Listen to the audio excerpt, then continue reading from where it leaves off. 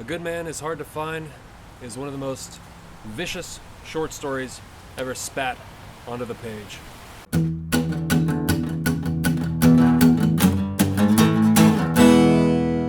Better than food, man.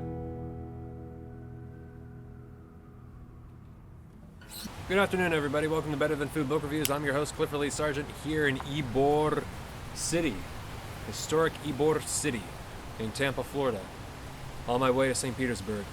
Hope you guys are all doing very well.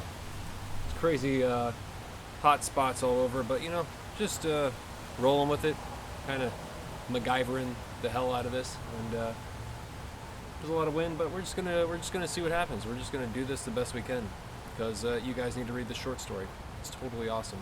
Good to see you guys. It's beautiful over here. It's not very humid today. It's just it's hot. There's like feral cats everywhere, and there's like lizards. Opened the door the other day, the first day that we were here, and one of them just like plopped down and then like scuttled away. It was great. There's a lot of creatures here, some of them which are not too keen on you invading their territory. But well, let's get to it. I'm gonna be reading off my phone a little bit. Every now and then I just need a short story that hits like a bullet. Pun intended, as you'll see later. No wasted time or words, just a direct injection of thoughts and prose. There's that wind. I read Flannery O'Connor's Wise Blood, and I didn't really feel it. It was kind of a surprise to me. It's one of those ones that I need to revisit. It's strange considering I like Bierce and McCarthy and Harry Crews, and I haven't read a lot of him, but Faulkner I'm sure I'm probably gonna love. A Good Man is Hard to Find is a completely different story. It hit me immediately. It'll be the best 20 minutes of your life you've spent since you can remember. I should review more short stories. I mean, often they're just as satisfying as novels. And they're great for when you're short on time, but you want something substantial, which has certainly been my case for the last few weeks. So Flannery O'Connor is a very interesting author. Jonathan Rogers, who wrote a biography on her called The Terrible Speed of Mercy, he calls it a spiritual biography, mentioned that in an interview she says, "Everybody who has read Wise Blood thinks I'm a hillbilly nihilist, whereas I would like to create the impression over the television that I'm a hillbilly Thomist, as in Thomas Aquinas." I heard that on a podcast from the Rabbit Room. Not my go-to, but an interesting episode. Flannery O'Connor is a towering figure in Southern Gothic literature. She embodies so many themes found in the genre. I mean, her life was a Southern Gothic story, She was a perhaps not so much struggling Catholic who died very young at the age of 39 from lupus, which was the same disease that killed her father. She grew up in Georgia, and when she was very young, she reportedly taught her pet chicken how to walk backwards. The word got around, and a news crew shot some footage, and she had her 15 minutes of fame, which she would later call the high point of her youth. She lived very modestly and with her mother, I think for most of, if not her whole life. She was recognized as an exceptional author when she was very young, and according to many, clearly brilliant. Flannery wrote these dark short stories about the internal struggle between good and evil, while living the life of a very traditional Southern church lady. She also lived in a home surrounded by peacocks. A Good Man is Hard to Find marked the beginning of her short story career. Wise Blood, I think, had come out the year, or it had been written or published the year prior, in 52. A Good Man was Hard to Find was written, I think, in 53. It might have been published the same year, or it may have been published a few years later. There's a great deal of racist language in her writing. However, like the podcast mentions, the offensive words come from appropriately offensive characters. So, if you're offended, great job. You can actually hear Flannery read this short story out loud. There's a link in the description box. It's fantastic. The laughter from the audience is so strange to listen to on the recording. It's murky and haunting, as it's quite likely that all the people in that room are now dead. So it kind of like adds to the atmosphere of this thing. It's highly recommended just to hear her read it, in her Georgian accent. You get the emphasis on certain parts, and that audience laughter. You can tell. I mean, like, you can tell you're supposed to laugh. Like, it is funny. Like, there are certain parts of the story that are funny. It's humorous in its strange buildup. Something like a Southern joke that turns into a cruel anecdote, raising heavy metaphysical and philosophical questions.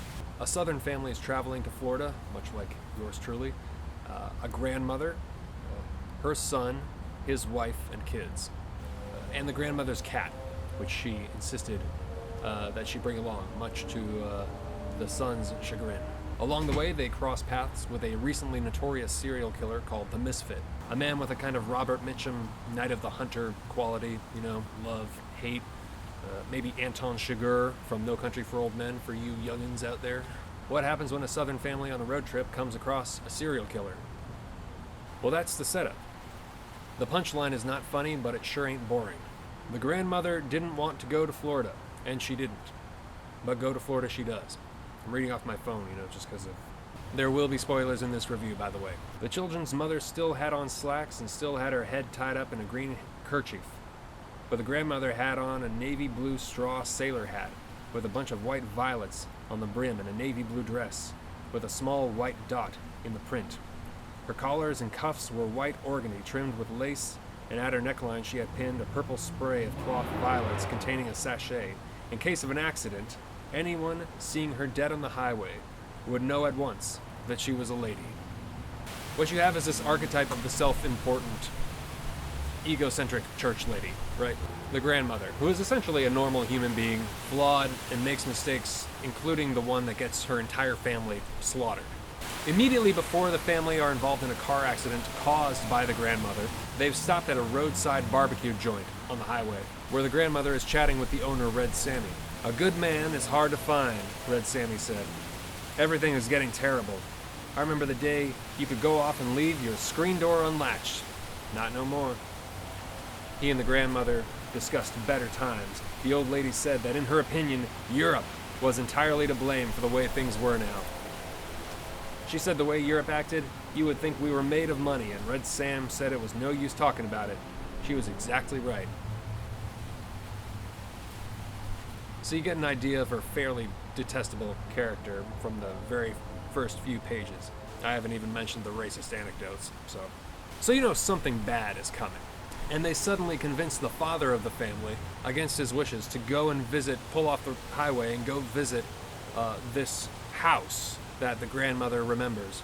All of a sudden, the kids are screaming, so he gives up and he takes them off on this dirt road, off the highway. Never get off the road, man. Never get off the highway. Don't do that shit. Never ends up good. Of course, this is kind of before it was a cliche, this is 1953, so. Flannery O'Connor, excuse the wind, has a remarkable ability to raise the tension. It has this slightly Lovecraftian element of built-up anxiety and dread, finally released in this climax of horror. I'm pretty sure she read him, actually. I don't have a direct source to prove it, but I believe I skimmed some notes in the research for this review, and I'm pretty sure she was a fan of Lovecraft, or at least had read him. "It's not much farther," the grandmother said, and just as she said it, a horrible thought came to her. The thought was so embarrassing that she turned red in the face, and her eyes dilated and her feet jumped up, upsetting her valise in the corner. The instant the valise moved, the newspaper top she had over the basket under it rose with a snarl, and Pity Singh, the cat, what's the cat's name? Pity Singh, isn't that great? Pity Singh, the cat, sprang onto Bailey's shoulder. Bailey's her son, who's driving the family car. "We're so anxious to know about that sudden insight." And the ability to subtly elicit this addictive anticipation is what makes her such a remarkable writer, never mind the brilliant descriptions and imaginative characters. This technique she has, though, and in which she doesn't overuse at all, is magnificent. And the reason the grandmother jumps up is totally anticlimactic. But the fact that she does so ruins everything and gets everybody killed. So, I won't spoil the reason why she jumped up. You see, because the cat jumps onto Bailey's shoulders, she jumps, the cat jumps onto his shoulders, and he crashes the car. Everyone survives, but they're either shocked or hurt, and the first person to come along to help them happens to be the Misfit and his two cronies. And you know about the Misfit because the grandmother was talking to him and saying she doesn't want to go to Florida with this guy out there in the first place. So, as if you couldn't have seen that coming. The grandmother blurts out that she recognizes him, of course, and now the Misfit has to kill them all. And that's basically the whole story. Yep, that's all she wrote. So, always remember that life is far too short. No, I'm just joking. But in the darkest moment, right before her own death. This conceited woman recognizes some sort of honest humanity in the serial killer, who is, while she recognizes this, having his compatriots execute her family. In fact, you can hear the gunshots in the distance. A good man is still hard to find. After this back and forth with this fascinating, very well written dialogue, where she's begging for her own life, albeit in this kind of egocentric manner where it's sort of like, you wouldn't shoot an old lady, would you? Never mind the rest of my poor damn family getting shot up right next to me in the woods over there. This strange moment of grace and mercy is extended to him, the misfit, the serial killer, through her. And he rejects it, yet she dies in this religious state. Or I read it that way, I'd be interested to hear what you think. Because, she's not really good at all, and of course, neither is he. There's this great scene in the film Heat, where Robert De Niro, this extremely sophisticated, dangerous criminal, is having a cup of coffee opposite Al Pacino, who's the LA cop who's trying to catch him, and they both know who they are, and they're having this back and forth. It's a bit like that, but with the aesthetic of Oh Brother, Where Art Thou? Both are aware of their roles and their nature, right? But you can see how either of them slip back and forth in between, how neither fully subscribe to one side or the other. And that's a fundamentally human struggle that Flannery explores. This inherent guilt, right? She was a Catholic. And being a Catholic, that's the whole world she inhabits. The world of light and dark, sin and forgiveness, and all the complexities therein. This is the misfit talking right here in their dialogue, which I want to read a little bit from because I think it's so good. Jesus was the only one that ever raised the dead, the misfit continued. And he shouldn't have done it. He'd thrown everything off balance. If he did what he said, then it's nothing for you to do but throw away everything and follow him. And if he didn't, then it's nothing for you to do but enjoy the few minutes you got left the best way you can. By killing somebody or burning down his house or doing some other meanness to him. No pleasure but meanness, he said, and his voice had become almost a snarl. It's not dissimilar from the judge, the character of the judge in Blood Meridian, Whatever creation exists without my knowledge exists without my consent.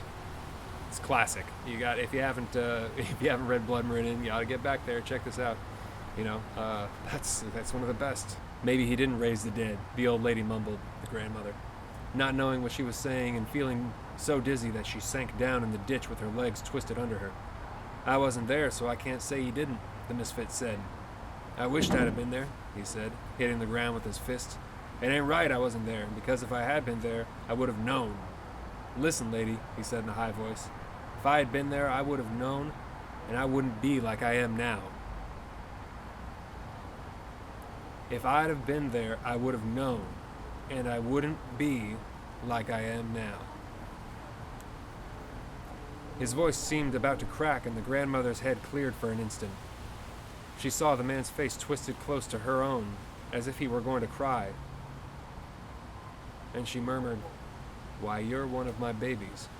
You're one of my own children. She reached out and touched him on the shoulder. The misfit sprang back as if a snake had bitten him and shot her 3 times through the chest. Then he put his gun down on the ground and took off his glasses and began to clean them.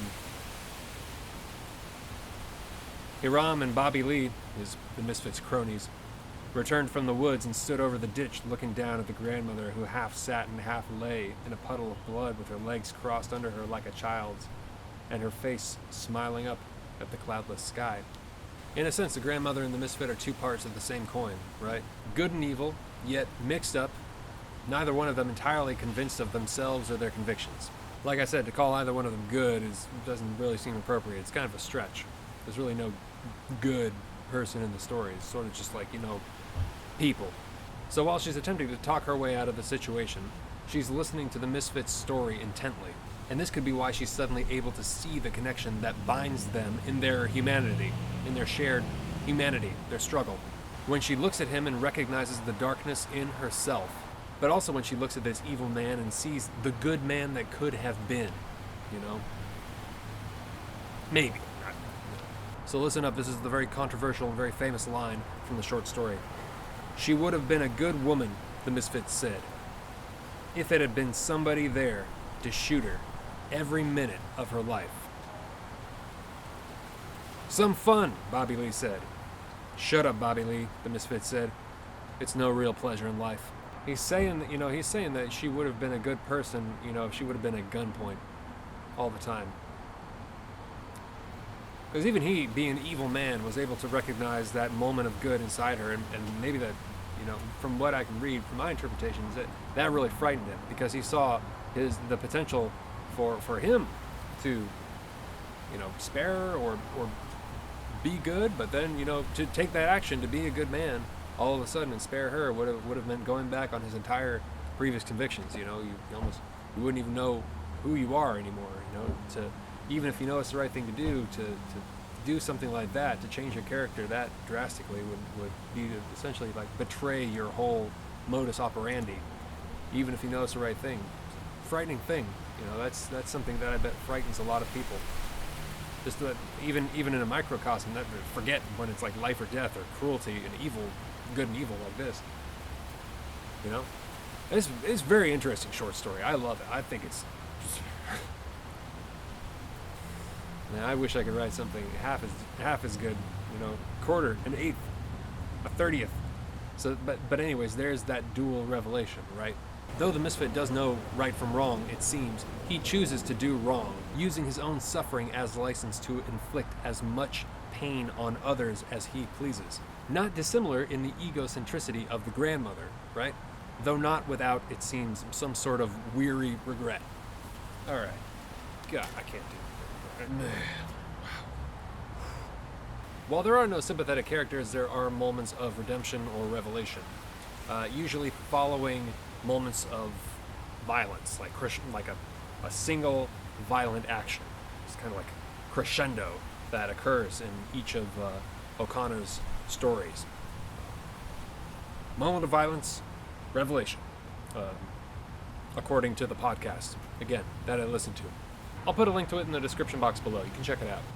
Some have called this story and her other stories cynical or nihilistic. I don't think so at all. I think there's plenty of hope in her stories.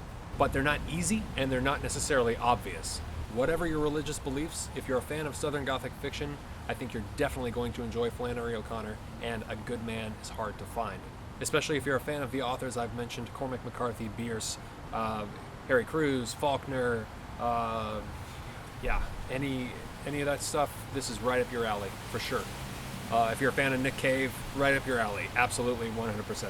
Read it along with someone whose opinion you respect, but religious views differ. I mean, you might have a great conversation. You guys might have a lot to talk about. And always remember that life is too short to read bullcocky, but dadgum long enough to read A Good Man is Hard to Find by Flannery O'Connor. Also, big thanks to the poet Quentin with Erato Poetry for supporting the show. You can find him on Instagram in the description box below. Have yourselves a very nice evening and stay well read. Talk to you soon. Ciao.